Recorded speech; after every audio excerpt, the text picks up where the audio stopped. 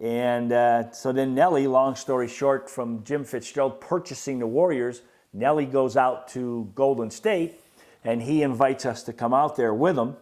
And I think that was in 88 or 89. And it was a great time. Yeah. It was special. That was when the arena was small, and we had a pretty darn exciting team. Chris Mullin was there, and then Mitch Richmond came, and Timmy Hardaway. We had guys like Rod Higgins and Manute Bol and Sharunas. Yeah, Sharunas Marshallonis, one of the greats, just inducted into the Hall of Fame. And there was a love fest. It was like it is today. Yeah. That's the way I can compare it. And the team went up and down and was unselfish. And we couldn't get past the Lakers, but we were a darn good team.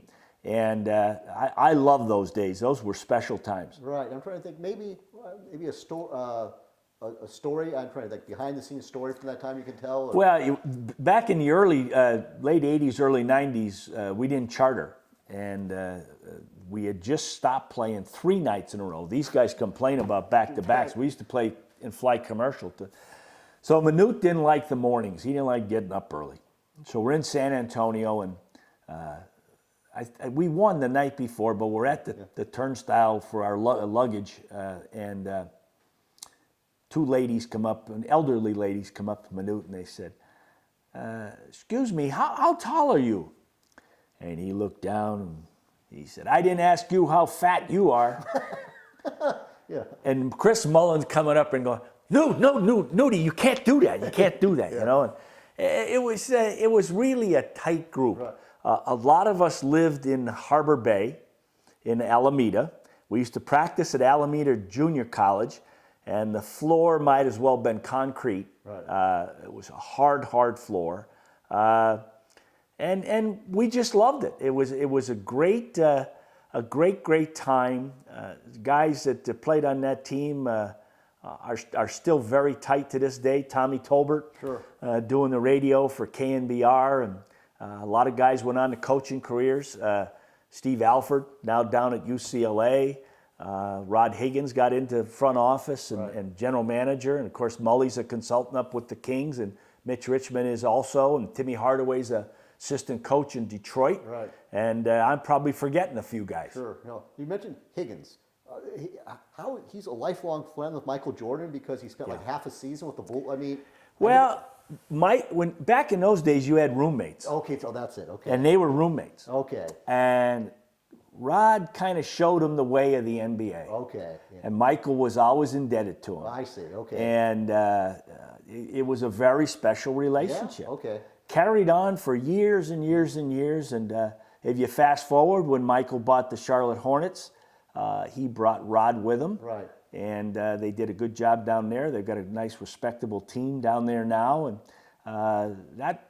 that's the thing that's great. I mean, it's your profession. Yeah. You're in the NBA.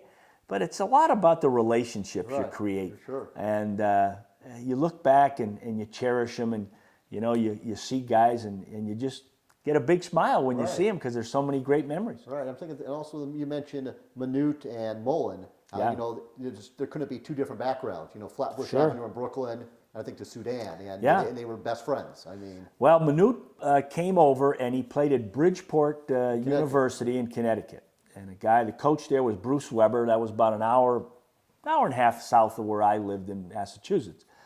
Mully's brother played at Bridgeport. Okay. So one day he brought Manute home. Okay. And they started this friendship. Right.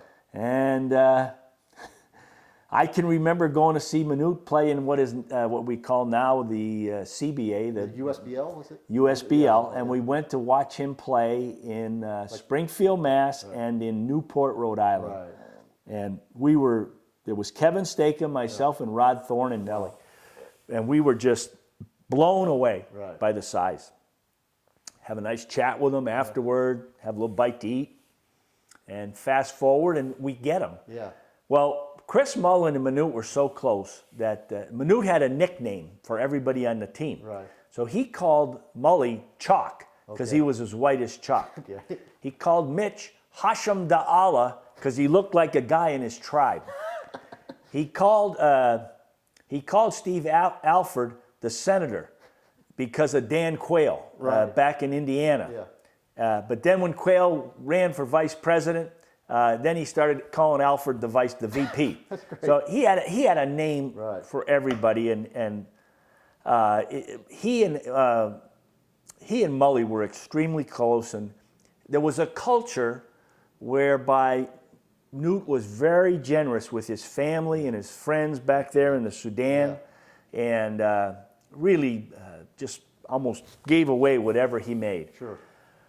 And I remember Mullin, when he had financial problems, running benefits for him to try to help him out and that kind of thing. Yeah. And it's hardly but an amazing story and an amazing relationship. Exactly. And then, who was it? Did he take the threes, or did Nelly tell him to take the threes? No, Nelly was a little smarter than that. He wouldn't. Maybe if we were up by 20. Yeah. But there's a great story about playing in Boston, and we're down 2, and sometimes when you're on the road, you go for it. You say you're going to go for the 3. Yeah. So the play was to go inbounds from the right side and enter, and then change it up to Manute, and then on the left side, Chris Mullin was coming off of a screen. Yeah. So Nudie gets the ball up top, and you have to appreciate the shooting motion. It was like a slingshot. He'd put the arm back here, and then he'd fire it forward like this.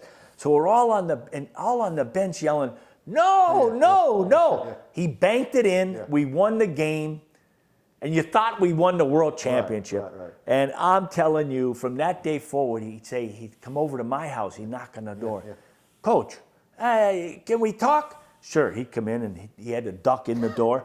And my daughter Emily was a little one, and she'd be looking up and oh my gosh. And how come Coach Nelly doesn't let me shoot more threes? I said, well, Newt, if you block more shots and you get more rebounds, once in a while he's going to let you shoot the 3. All right, I'm going to show him. Yeah. So we go and play in Washington. And Kevin Lockery was the coach. So Nudie said, and he played there with them beforehand. First team. Yeah. So they had 2 rookies, and they kept trying to drive the ball to the basket. Nudie blocked the shot. Finally, there was a free throw situation. He looked over at the coach. He said, "Hey, coach, don't your 2 rookies have cable? Don't they know I'm BOL? You cannot come in there against me." Well, the whole Washington bench is crying. They're laughing so hard. The refs are laughing. Everybody's hysterical. And that's what he brought to the game. It was amazing.